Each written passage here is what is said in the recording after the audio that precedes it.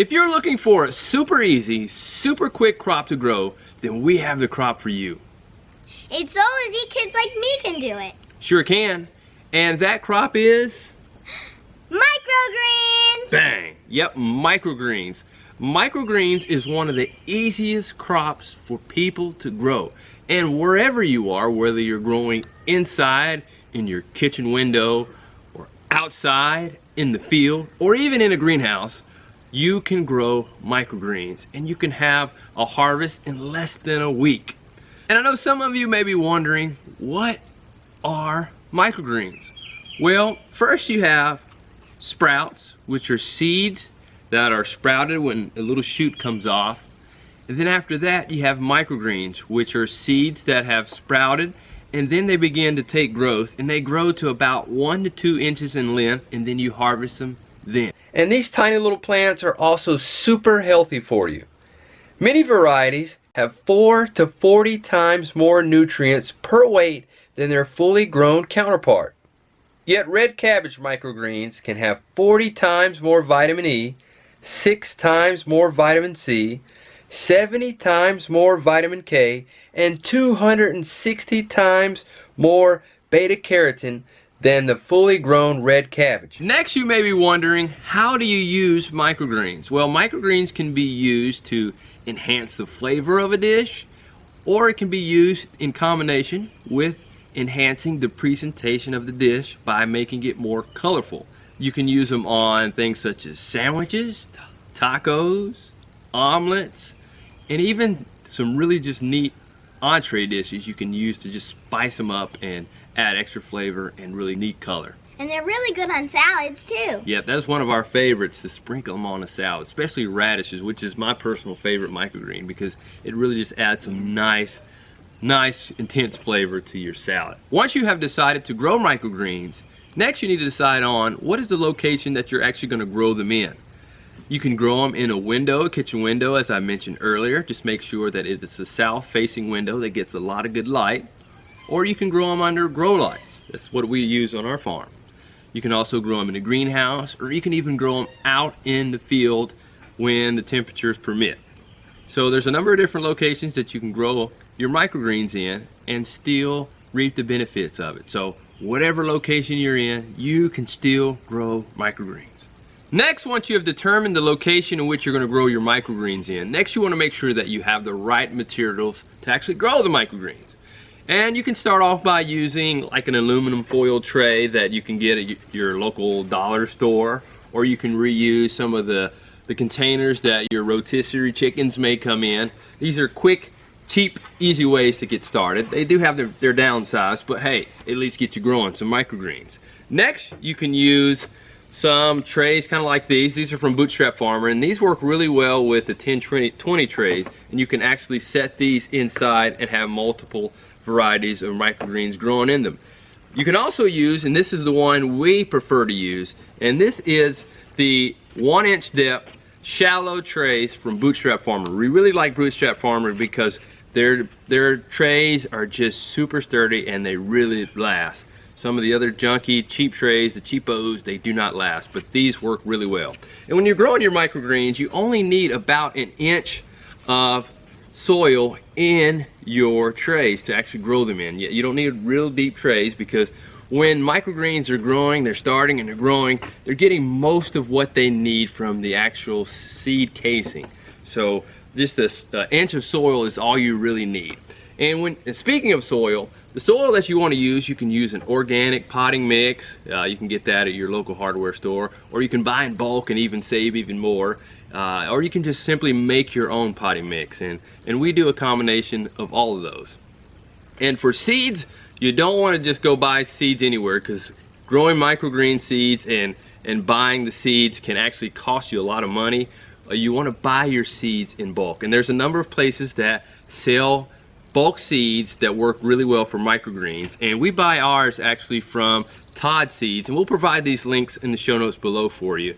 But it's great price and great quality seeds that you can buy from Todd Seeds.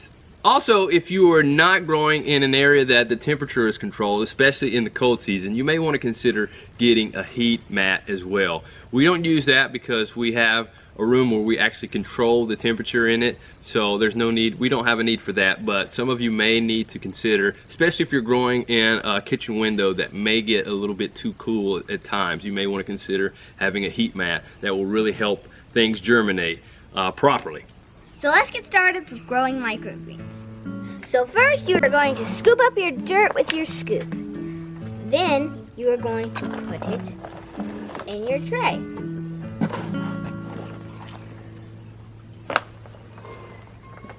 Then you are going to smooth it around. Next, we're going to pat our soil down. We're making sure there is a little edge along the top to make sure our seeds do not wash out. And that's really important because you don't want your seed to wash away as you're trying to get them started just from the watering process. So definitely going to make sure that you're keeping that edge around the side, just like Selah said. Since we're doing multiple trays here, I'm going to go ahead and fill this tray up.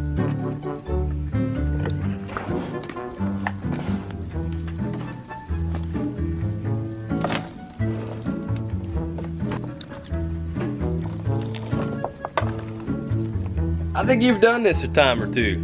Yeah.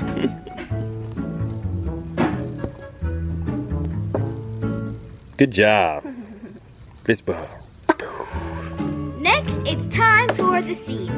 These spice containers are perfect for these seeds. So you can just open the lid and you just sprinkle them right on top. And these season containers are perfect because they're just the right size for one full tray. So you pour out all the contents, all the seeds in this spice container, and then that'll be all the seeds that you need for your shallow tray. This doesn't work necessarily for every microgreen seed, but it works really great for radish seeds. And that's what we're growing here is radishes.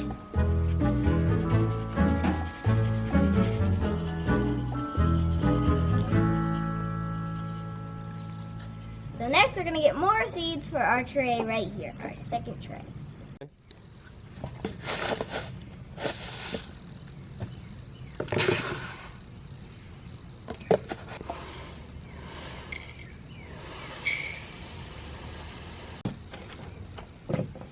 Now we have more seeds. And growing microgreens is something really neat for kids. It's something that they can see grow and mature really, really quickly within a week and be able to actually have something to eat and see the fruits of their labor and taste it within just a short time period. So this is a neat activity that you can do with your grandkids, your kids, or kids that are in a classroom setting or a summer camp or something like that. So it's something that if you have a short amount of time with kids, that is something neat that you can do with them. So after we put the seeds in, the next thing that we do is we go ahead and water it really, really well. So we're going to go ahead and do that. As you're watering your microgreens to get them started, you really want to water them really well so that way they get a good start. They really need that moisture just to really help them to get going. And at the same time, you want to make sure that you're doing it as a mist and not something that's too hard on your sprayer so that you're not shooting your seeds all around. You can also choose to water your soil before you put your seeds in. That's an option, but we really just like to do it after we put the seeds in because it's just the way we like to do it. And these shallow trays here from Bootstrap Farmer, they have slots in them, but we use them in conjunction with the deep trays, so that way the excess moisture from the shallow trays with the slots in them, it'll actually come down to this deep tray here. And that's important because it helps control water from just flooding and leaking in certain places where frankly you just don't want water to be, so it really helps contain that excess moisture. And actually when it comes time to when your microgreens have actually developed and they actually have roots and you do want to have some water down in the bottom, that comes in handy, so that way you can water your microgreens from below instead of watering and beating them down from up top. So after you water your microgreens, you're just going to stack them like this. Make sure they're matched up on every corner. And then you're going to take this And this part of the process is called blackout or blacking out, and it actually really helps the microgreens germinate really quickly because it pretty much simulates being in the soil. And then what we'll do for this top tray is we'll actually stack bricks right on top of it. And as your microgreens are beginning to sprout, one of the things that you want to do is every 12 to 24 hours, make sure you just peek right under here and make sure that soil is still wet, because that is going to make sure and really help to ensure that your seeds are going to germinate is that moisture. So once they become ready to begin sprouting up and really shooting up, and that usually happens around day 3 or 4, they'll actually start lifting up these trays, even with the bricks right here on top. Start lifting, even from the bottom, they'll start lifting up and raising it up, and then you'll see that there'll be like this really neat vibrant color yellow. And when you see that sign, that's the sign saying, hey, that these microgreens are ready for light. You don't need to do the blackout anymore. So we'll let these trays sit, and ideally you want it to be in a room that is a temperature of around 70 degrees. That's the ideal to make sure that they really germinate well. And once they have grown and you uncover them, then you want to make sure that they still stayed watered really well. And these microgreens right here, they are ready to be harvested. But first we want to show you how to water your microgreens once they reach this mature state. So when you're watering your microgreens, you don't want to water from the top. Ideally you want to water from the bottom. And then you see these roots here? These are going to be what absorbs the water. And you want to try to avoid watering from above because that can damage the crop, and they won't be as crisp and as firm as you would like them to be. So watering from below is a great way to ensure that they still keep their firmness. And you want to leave them in this water for about 15 to 20 minutes. And you want to leave it longer if they've become really limp and you're trying to save them. So that may be a few hours, but ideally if all the conditions are right, just watering, letting them sit in this water for about 15 minutes or 20 minutes is perfect. After the 15 or 20 minutes have passed, you're just going to lift these up out of here and turn them. And watering your microgreens like this, you can just leave the water in the deep trays and then come back the next day and then put them right back in the water to be watered again. Yep. Or you can pour it out if you don't want to leave the water there. That's an option too. And then after your microgreens are ready, then it comes time to harvest them. Okay, now we're here in our harvesting and packaging area on our farm. And we're going to go show you how you can harvest your microgreens. And we use just regular old scissors. Just make sure they're sanitized really well, and even put some rubbing alcohol or some type of cleaning solution on to make sure they're real clean and sanitized each time that you use them. But we take our scissors and we go right along the soil there, just cut, and then we just toss it in. So once again, right along the soil there.